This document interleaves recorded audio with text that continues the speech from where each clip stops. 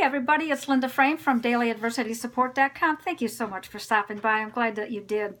I wanted to talk to you today about being inferior and being inadequate. Where in the world did your feeling of being inferior and inadequate come from? Have you ever thought about that? Of course, it starts at childhood, but you start feeling that you are not as capable, as skilled, or you're just plain not good enough as somebody else. And that is so untrue. So untrue. You are just as capable as anyone else. But let me finish this a minute. Let me tell you about some things. There's been studies. Here we go to the medical science stuff. There have been studies that have found a direct correlation between feeling inadequate and inferior to anger. There is a correlation between feeling inadequate and inferior directly correlated to anger.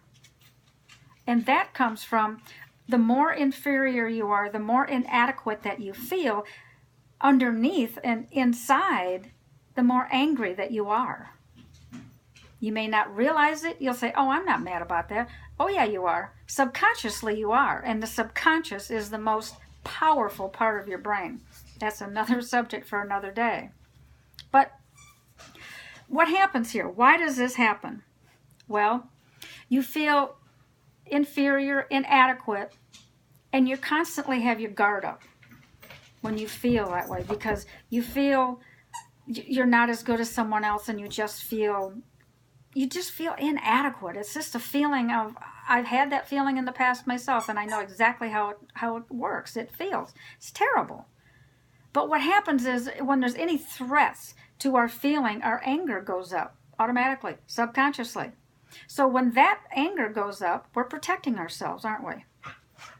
So the more that we're on guard, the more inadequate you feel, the more inferior it builds up, and builds up within you, to the point that your feeling of inadequacy and inferior is getting out of control. But I want you to understand, those feelings of feeling inadequate or inferior do not correlate with your actual abilities. You have just as much skill and just as much capability as anybody else on the planet. It's only the fact that you have not pulled that out of yourself. So believe in yourself. Believe deep down, dig deep down and believe in yourself that you are just as capable of someone else. If someone's on stage, if someone's doing another skill, you can do that too if you put your mind to it and you believed in yourself. Okay? This is Linda Frame. I'm so sorry this went over just a little bit, but I think it's important for many of you to hear this. It's Linda Frame from DailyAdversitySupport.com, and please remember, be kind to everybody. You have no idea what that person's going through. I'll see you all tomorrow. Bye-bye.